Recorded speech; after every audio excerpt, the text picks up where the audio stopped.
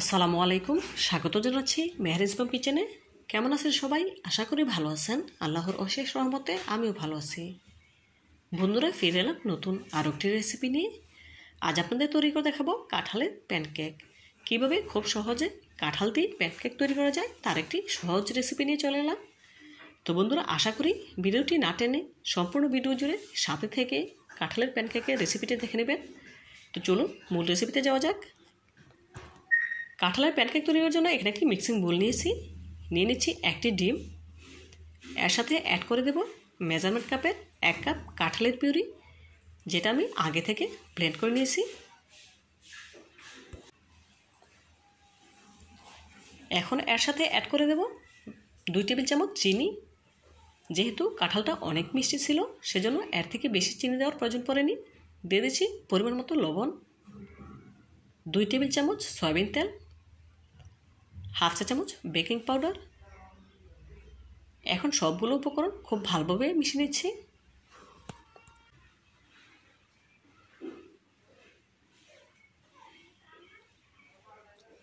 মিশিয়ে নেওয়া হয়ে গেলে এই পর্যায়ে এর সাথে অ্যাড করে দেব মেজারমেন্ট কাপের 1 কাপ আটা। এখানে আমি আটা ব্যবহার করছি, চাইলে আপনারা ময়দা দিয়েও এই প্যানকেকটি তৈরি করতে পারেন, কোনো অসুবিধা নেই। প্রথমে আমি অর্ধেক পরিমাণ আটা অ্যাড করেছি, নেড়ে মিশিয়ে নিচ্ছি। পরবর্তীতে বাকি অর্ধেক আটা অ্যাড করব।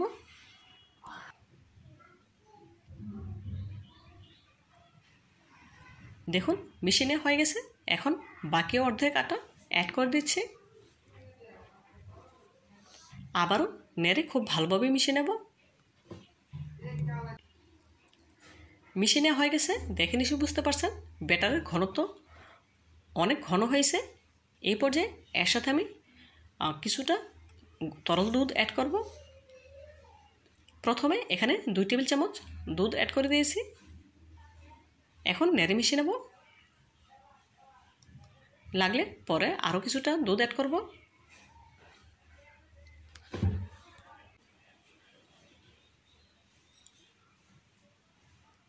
দেখুন অফ স্ক্রিনে আরও 2 টেবিল চামচ দুধ অ্যাড করেছি।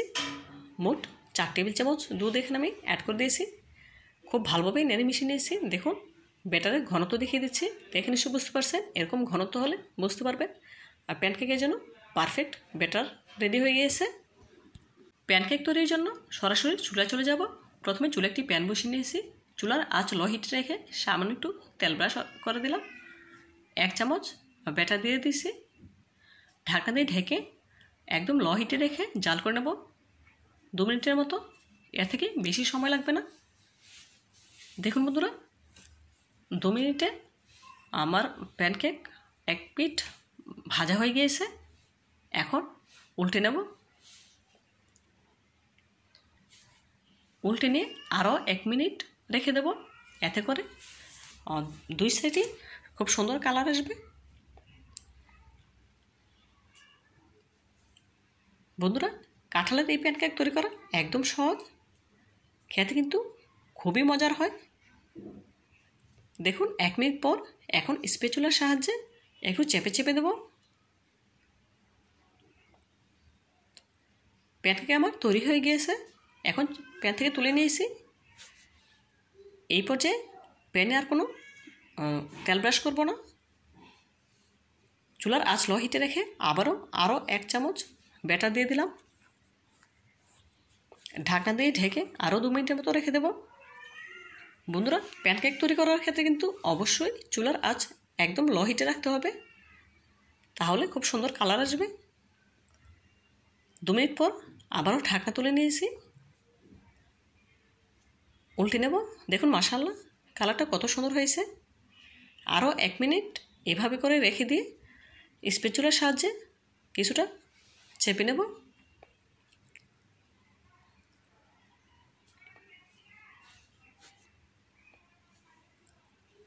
দেখুন 1 মিনিট পর স্প্যাচুলার সাহায্যে একটু চেপে দিচ্ছি। এই পর্যায়ে প্যানকেক আমার তৈরি হয়ে গিয়েছে। একই প্রসেসে সবগুলো প্যানকেক তৈরি করে নেব। এখন প্যান থেকে কেকটি তুলে নেব। বন্ধুরা দেখুন একই প্রসেসে সবগুলো প্যানকেক তৈরি করে নিয়েছি। দেখুন মাশাআল্লাহ প্যানকেকগুলো দেখতে কতটা সুন্দর এবং লোভনীয় লাগছে। তো বন্ধুরা, কাঁঠালের এই সিজনে আপনারা একবার হলো এভাবে প্যানকেক তৈরি করে খেয়ে দেখবেন, খুবই ভালো লাগে খেতে, বাচ্চারা অনেক পছন্দ করে খায়। তো বন্ধুরা, কাঁঠালের প্যানকেকের রেসিপিটি যদি আপনাদের একটু হলেও ভালো লেগে থাকে, প্লিজ লাইক, কমেন্ট এবং শেয়ার করবেন। আর আমার চ্যানেলটি সাবস্ক্রাইব করে পাশে থাকা অল নোটিফিকেশনে ক্লিক করতে একদম ভুলবেন না। এতে করে আমি যখনই কোনো নতুন ভিডিও আপলোড দেব, সাথে সাথে সবার আগে আপনার কাছে পৌঁছে যাবে। তো বন্ধুরা, আজকের মতো বিদায় নিচ্ছি। দেখা হবে নতুন কোনো রেসিপিতে, নতুন কোনো দিনে। ভালো থাকবেন সবাই, আর আমার জন্য দোয়া করবেন, দেশের জন্য দোয়া করবেন, দেশের মানুষের জন্য দোয়া করবেন। আল্লাহ হাফেজ।